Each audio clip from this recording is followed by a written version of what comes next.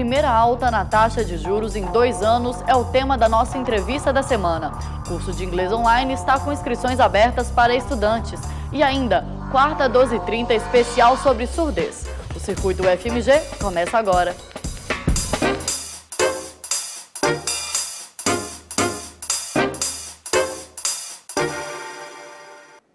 Boa noite. Internacionalizar a ciência e a tecnologia. É este um dos principais objetivos do programa Ciências Sem Fronteiras do Governo Federal. Estudantes de graduação e pós-graduação se tornam bolsistas e têm a chance de estudar em diversos países. Mas, antes de deixar o Brasil, é preciso aprender outro idioma, principalmente o inglês. Pensando nisso, o Ministério da Educação está com inscrições abertas para o curso online e gratuito. Podem se inscrever no programa alunos matriculados nos cursos de graduação e pós-graduação. E para falar sobre o assunto, a gente conversa com o professor do Departamento de Física e vice-presidente nacional do Programa Inglês Sem Fronteira, professor Wagner Conrad. Professor, como é que funciona o programa?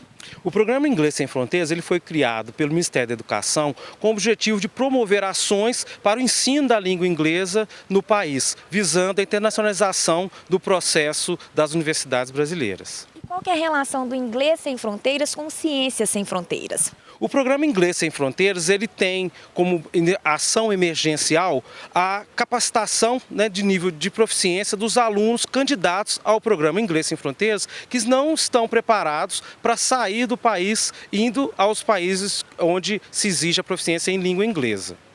E o inglês pela internet, professor? Pela internet, uma das ações do Programa Inglês Sem Fronteiras, junto com a parceria da CAPES, que contratou 2 milhões de senha para os alunos do Brasil inteiro acessarem, existe um curso chamado My English Online, que é feito pela Cengage Learning, em parceria com a National Geographic. É um curso autoinstrucional, onde o aluno faz a sua inscrição com a sua senha e vai fazendo atividades ao longo da semana, tentando atingir a proficiência. Inicialmente, ele precisa fazer um teste de nivelamento para indicar em qual nível ele se encontra para progredir nos estudos. E ele é aberto para todos os cursos da universidade? Esse programa é importante porque ele é aberto a todos os cursos da universidade, sejam estudantes de graduação ou de pós-graduação. Ele é uma ação interessante porque permite de forma gratuita que o estudante se prepare ou identifique até mesmo o seu nível de proficiência para ações do Ciências Sem Fronteiras ou mesmo outras ações que não envolvam necessariamente o Programa Sem Fronteiras. Qualquer ação de intercâmbio da universidade com outros países. Também tem exames de proficiência, né, professor? Temos exames de proficiência, que é uma segunda ação feita pelo Programa Inglês Sem Fronteiras, cujo objetivo é estabelecer instituições que apliquem o programa, no caso os testes de proficiência, com a qualidade exigida por esses testes e permitir aos alunos uma maior possibilidade de fazer os testes ao longo do ano, porque as opções são muito restritas para se fazer esses testes. A gente tem um teste na sexta-feira e qual é o próximo teste que as pessoas podem se inscrever? As próximas aplicações serão no início de junho, porque tem um período para tentar adequar isso com as chamadas do Inglês Sem Fronteiras nesse momento emergencial. O que é importante dizer para os alunos da UFMG nesse momento, professor? Nesse momento é importante dizer aos alunos que eles devem se inscrever para o programa My English Online e esperarem que a nova chamada, quando serão criados núcleos de língua para você fazer cursos presenciais que supram as necessidades que o My English Online não consegue, exatamente próximo do nível do inglês avançado, dos níveis de proficiência. Ok, professor, muito obrigada pela entrevista. E lembrando que para participar dos cursos presenciais, que a expectativa é para o segundo semestre deste ano, é preciso estar matriculado no My English Online. Janaína Coelho, para o Circuito UFMG. Para se cadastrar no curso gratuito e online de inglês, os estudantes devem acessar o site myenglishonline.com.br. Não há prazo para inscrição, mas as vagas são limitadas. Novidade na economia brasileira. No fim da última semana, a taxa básica de juros da economia foi aumentada pela primeira vez em 2 anos. O impacto dessa mudança nós vamos discutir agora na nossa entrevista da semana. O convidado de hoje é o coordenador de pesquisa e desenvolvimento da Fundação Instituto de Pesquisas Econômicas, Administrativas e Contábeis de Minas Gerais, o IPEAD. Bem-vindo, professor, ao circuito. Esse é o professor Vanderlei.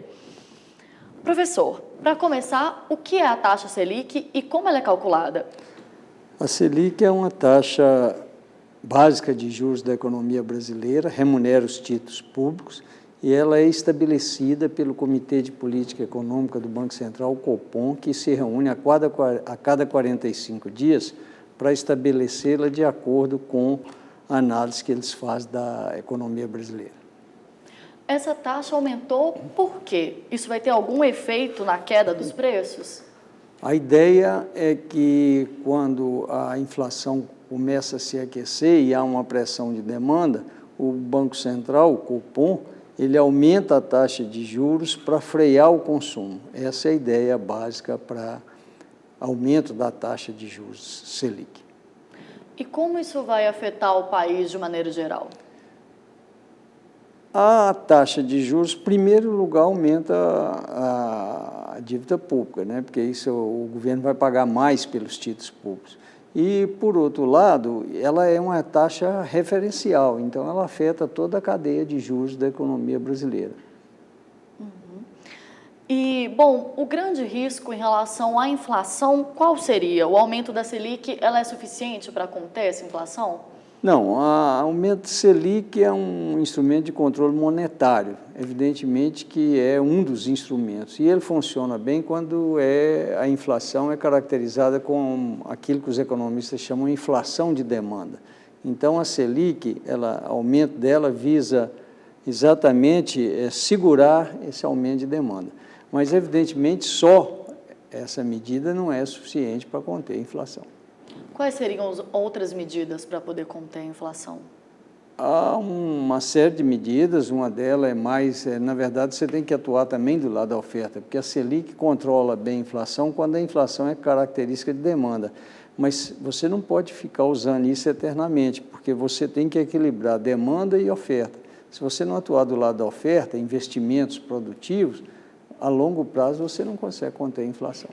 E esse equilíbrio tem alguma fórmula, digamos assim, de ser feito? Não, em economia não existe nenhuma forma mágica, tudo está relacionado com tudo, mas certamente você aumentar investimento produtivo é uma das coisas recomendadas quase unanimemente pelos economistas. E é isso que hoje está faltando no Brasil, é investimento em infraestrutura, por exemplo, que encarece o custo. Então, ele pressiona a inflação pelo lado dos custos. E a Selic segura a inflação pelo lado da demanda e não pelo lado dos custos. É isso que está faltando, em termos de uma agenda de controle inflacionário no Brasil. Professor, o IBGE divulgou que a inflação acumulada nos últimos 12 meses ultrapassou o teto da meta que havia sido estipulada. O que isso significa? A meta de inflação na verdade, é um intervalo de inflação. Então, 4,5% é o centro da meta e menos 2 a mais 2, ou seja, o teto superior da meta é 6,5%. E o que isso significa é que, nos últimos 12 meses, a inflação calculada pelo IBGE superou os 6,5%, quer dizer, superou o teto superior da meta, o que acende um sinal amarelo. Essa é a preocupação do governo, que ela quer trazer isso para dentro do intervalo que caracteriza a meta de inflação no país. E o que leva a um aumento da inflação? Todo ano ela aumenta? Como que isso acontece em termos econômicos? Não, a inflação, desde o Plano Real, nós ganhamos a luta em termos de controle de inflação. Então, a gente vem monitorando, a meta de inflação é exatamente para manter essa inflação sob controle, uma vez que a inflação tem sido, ou foi, durante há 18 anos atrás, foi o grande problema da economia brasileira. E controle de inflação é importante por uma série de motivos. Em primeiro lugar, que a inflação ela bate mais forte nas costas das pessoas de menor poder aquisitivo.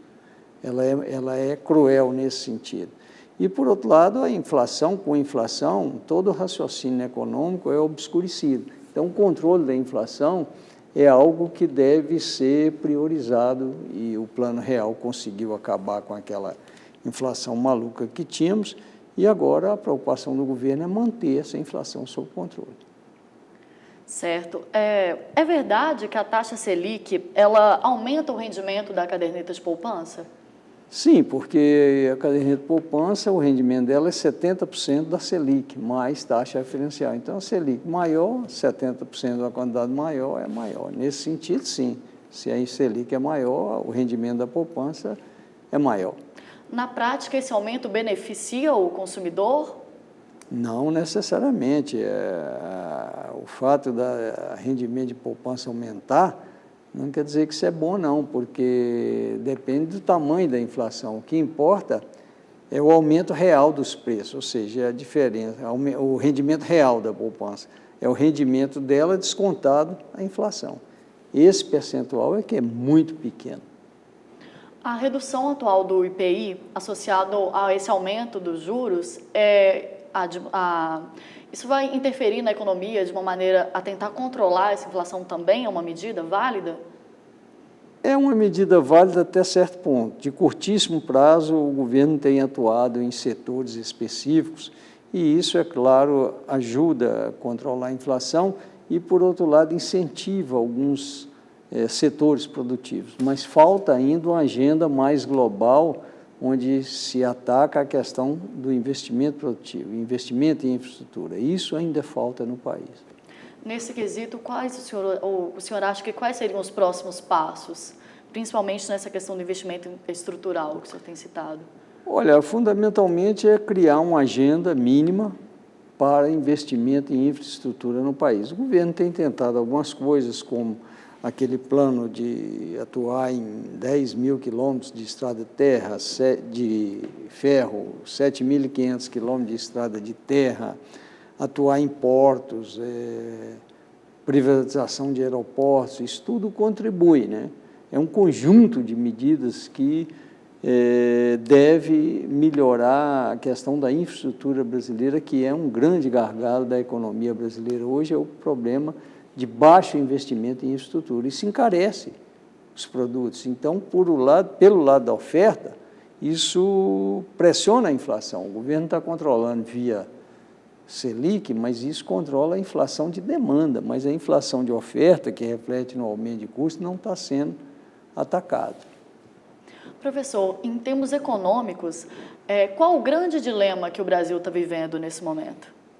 O grande dilema da economia brasileira atual é a questão do controle de inflação versus crescimento. Porque quando você aumenta a Selic, por exemplo, como foi feito agora, a ideia é controlar a inflação. Mas, por outro lado, aumento de taxa de juros prejudica o setor produtivo.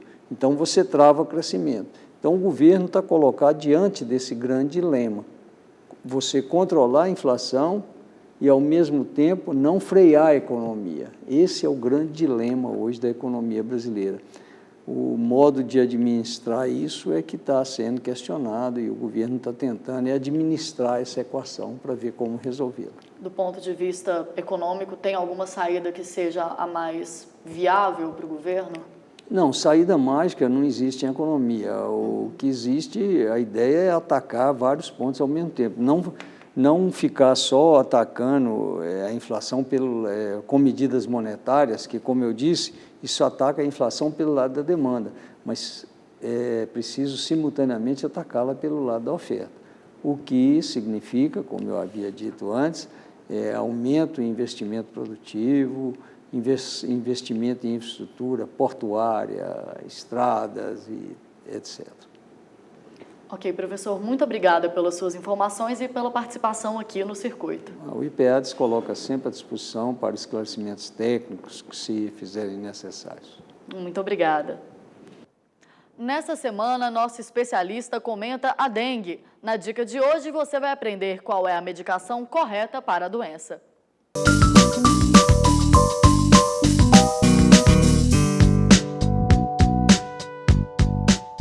Bem, medicação no dengue, nós vamos usar uma medicação antitérmica e analgésica para melhorar o desconforto, a dor no corpo, abaixar a febre e melhorar a prostração. Dentre esses analgésicos antitérmicos, a primeira indicação é o paracetamol. Não pode tomar aspirina, que é o ácido acetil salicílico, nem ibuprofeno, nem nenhum outro tipo de anti-inflamatório. Porque esses medicamentos, tipo a AS e o anti-inflamatório, eles podem aumentar o risco de sangramento. Então, junta o risco de sangramento pela própria doença, pela diminuição das plaquetas que ocorrem na doença. E ainda junta com a medicação, que pode abaixar as plaquetas, de modo que esses medicamentos são contraindicados no dengue. Um outro que às vezes, eventualmente, o doente costuma tomar é um antihistamínico, porque em 50% dos casos de dengue existe um exantema, que são aquelas manchas vermelhas no corpo. E essas manchas, elas podem ser muito pruriginosas, quer dizer, elas podem dar muita coceira. Então, às vezes, o antihistamínico pode ajudar. Então, medicamento que pode tomar, paracetamol, no máximo dipirona, um antihistamínico, não pode, nem aspirina, nem anti-inflamatório de qualquer natureza. Futebol e trânsito. Amanhã, o Brasil enfrenta o Chile em um amistoso da Copa das Confederações. O jogo vai promover mudanças em alguns acessos ao FMG. Na portaria 2, na Avenida Abraão Caram, será permitida somente a saída a partir das 5 da tarde. A partir das 6 horas, a entrada e a saída de veículos estão proibidas. Na portaria 3, da Avenida Carlos Luz, a partir das 5 da tarde, somente a saída será permitida. E após as 6 horas, tanto a entrada quanto a saída também estão proibidas. Na portaria do Antônio Carlos, após as 5 da tarde, somente pessoas autorizadas podem entrar. Outras informações no site ufmg.br. O Circuito UFMG de hoje termina agora. Até amanhã!